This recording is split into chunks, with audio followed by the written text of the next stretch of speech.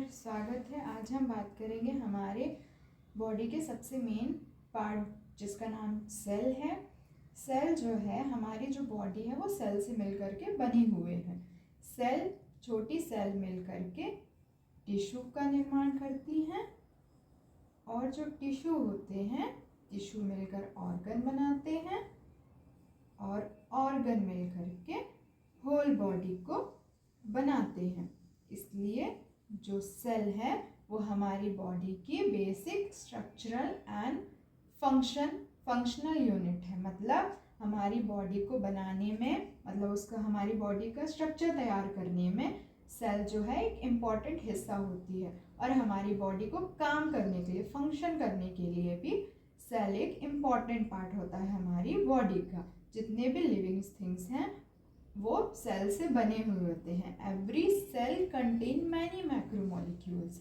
It means जो cell होती हैं वो बड़े मॉलिक्यूल्स, मैक्रो मीन्स क्या होता है, बड़े मॉलिक्यूल्स को कंटेन करती है। Like protein, diet, ribonucleic acid means DNA, RNA, ribonucleic acid and nutrients को कंटेन करती है। अब हम बात करते हैं कि सेल की खोज किसने की थी और सेल थ्योरी किन्होंने दी थी।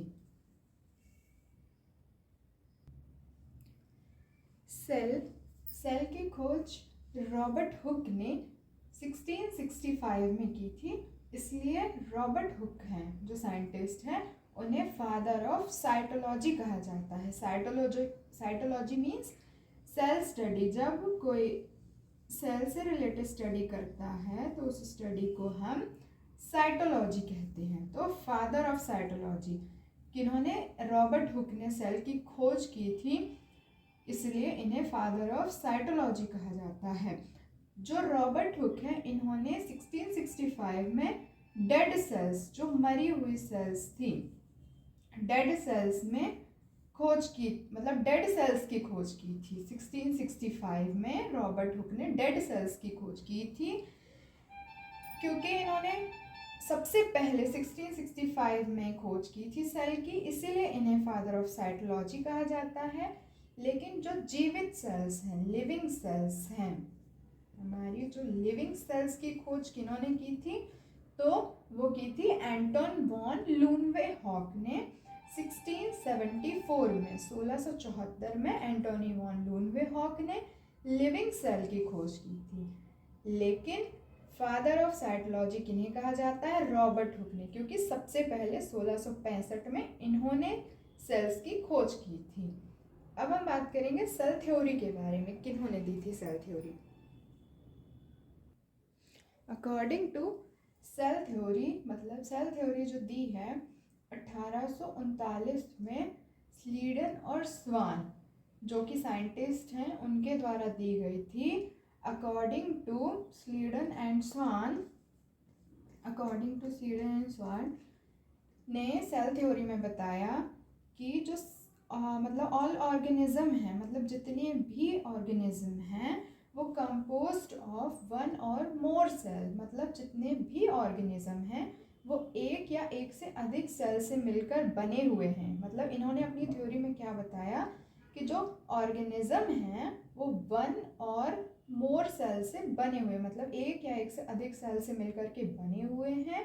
और जो सेल हैं, जितनी भी सेल हैं, वो कहाँ से बनी हुई हैं, प्री एग्जिस्टिंग सेल से, मतलब पहले से मौजूद। Cells come from pre existing cells, मतलब जितनी भी सेल आई हैं वो कहाँ से उनकी उत्पत्ति हुई है, तो इनकी उत्पत्ति पहले से मौजूद सेल से ही हुई है। अब हम बात करेंगे कि सेल्स कितने टाइप्स की होती हैं। सबसे पहले हम बात करेंगे प्रोकैरियोटिक सेल के बारे में। तो जो प्रोकैरियोटिक सेल्स होती हैं वो क्या होती हैं, सिंगल सेल होती हैं। सिंगल सेल होती हैं और इनमें जो न्यूक्लियस होता है, सेल का मेन हिस्सा जो होता है वो न्यूक्लियस होता है। इनमें क्या होता है, उसकी कमी होती है, लैक ऑफ न्यूक्लियस होता है। मतलब जो प्रोकैरियोटिक सेल्स होती हैं इनमें लैक ऑफ न्यूक्लियस होता है। इट मीन्स न्यूक्लियस की कमी होती है इनमें। लेकिन क्या होता है, इनमें न्यूक्लियोइड रीजन प्रेजेंट होता है। न्यूक्लियस एब्सेंट होगा, उसकी कमी होगी, लेकिन न्यूक्लियोइड रीजन इसमें पाया जाता है।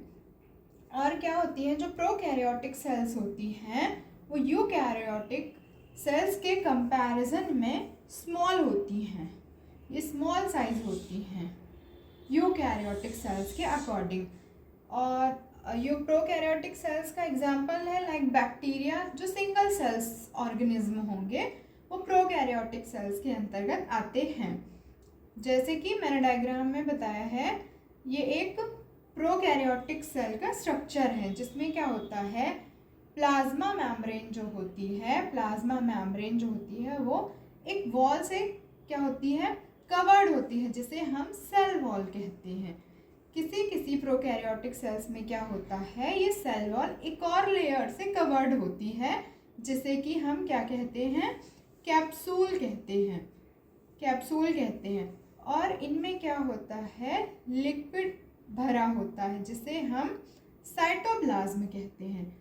साइटोप्लाज्म में छोटे छोटे क्या होते हैं, राइबोसोम्स पाए जाते हैं, और इन्हीं लिक्विड साइटोप्लाज्म, जो कि लिक्विड भरा होता है जिसे हम साइटोप्लाज्म कहते हैं, इसी में इनका जेनेटिक मटेरियल जिसे हम डीएनए या न्यूक्लियोइड्स कहते हैं, ये क्रोमोसोम, सिंगल क्रोमोसोम के फॉर्म में पाया जाता है, ये इनका न्यूक्लियोइड। अब क्या होता है, इनमें फ्लैजिलम, इनके आउटर लेयर पर फ्लैजिलम और पिली पाए जाते हैं। मतलब ये जो लेयर्स दिखाई दे रही हैं आपको, ये पिली कहलाती है, और एक ये सिंगल बड़ा वाला इसे फ्लैजिलम कहते हैं। ये क्या होती हैं, इसकी आउटर वॉल पर पाई जाती हैं, और ये जो होती हैं ये प्रोटीन से बनी संरचनाएं होती हैं। ये पिली और ये फ्लैजिलम जो होते हैं इन्हें पिली बोलते हैं, और ये बड़ा जो होता है इसे फ्लैजिलम बोलते हैं। ये प्रोटीन से बनी हुई संरचनाएं होती हैं, और इनका जो मेन काम होता है, ये सेल को मूवमेंट के लिए ज़रूरी होती हैं, और सेल के कम्युनिकेशन के लिए ज़रूरी होती हैं।